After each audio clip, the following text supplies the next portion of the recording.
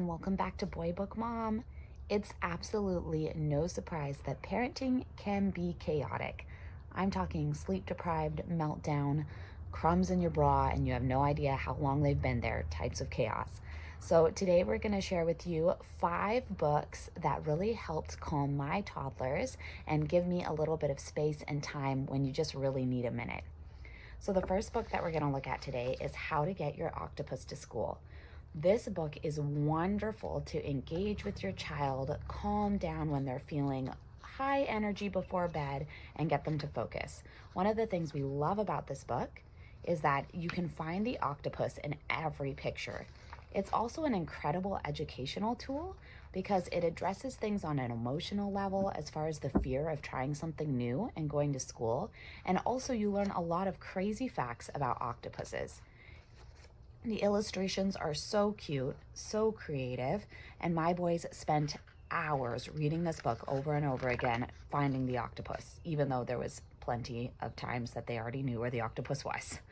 But highly recommend this book. It's an excellent read, like I said, for calming down, connecting, and feeling really engaged with the story while learning something new and also inspiring courage when you're scared to do something.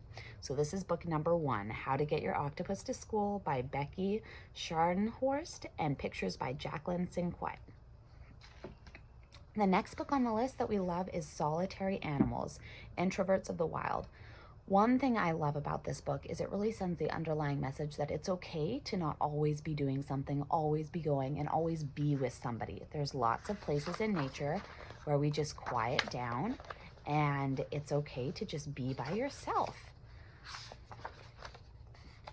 The illustrations in this book are beautiful. One of the things I love about this book is that my boys would sit when they were feeling tired or stressed out, and I would have them take a little quiet time on the couch, and they could look at the pictures in this book independently by themselves. So I would read them the story, and then they would sit for a good 5-10 minutes just flipping through the book, looking at the pictures because they're so gorgeous. Definitely recommend this book if people in your house need a little bit of a break and it's feeling a little bit stressful. This book has a very calming and therapeutic effect. The tones are muted, the words are simple, the storyline is beautiful. So highly recommend Solitary Animals, Introverts of the Wild. Book number 3 is a classic, Goodnight, Little Blue Truck. We love Little Blue Truck. This is a perfect bedtime story. It talks about Little Blue Truck getting ready for bed and how there's a huge storm that comes and he needs to go take shelter in his garage, but all of the other animals are scared and they come in and find comfort with Little Blue. This is an perfect bedtime read. It's something that we've read over and over again on a nightly rotation because it's relaxing, it's calming. There's so many fun different voices. As you can see, there's a rip in our book because it has been well loved and the pages have been turned many, many times. So I definitely recommend this book to add as part of your bedtime rotation. Next, How to Say Hello to a Worm, a first guide to outside.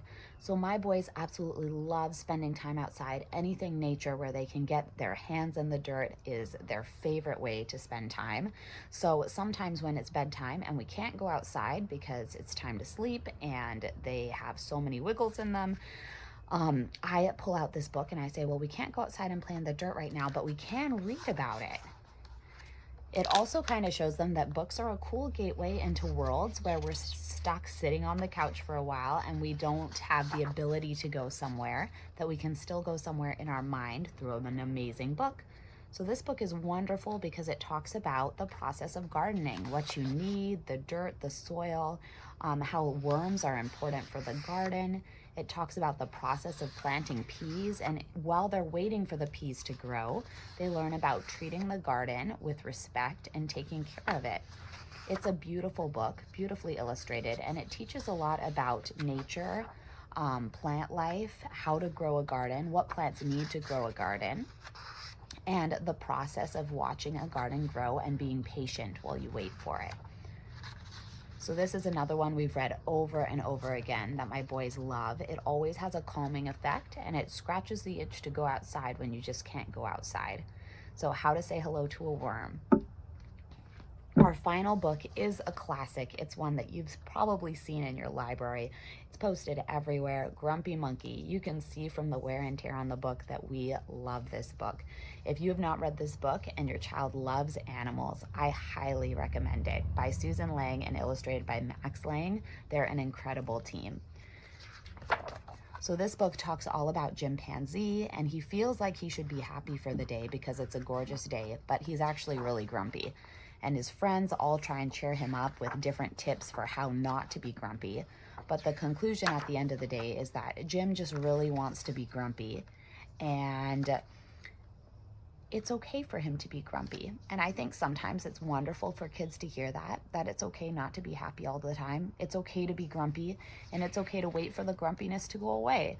So that's something that we love to reinforce in our home, that it's okay not to be happy all the time. Sometimes we have big feelings, and that's all right. It's really what you do with those big feelings that matter. So we love that Jim goes and takes some time for himself because he is feeling grumpy. He doesn't have to bring everybody else's day down, but it's okay if he doesn't want to pretend to be happy right now either. So we love reading this book when my boys are feeling upset, a little bit out of sorts, or they just need some reassurance that it's okay, other people can be grumpy too.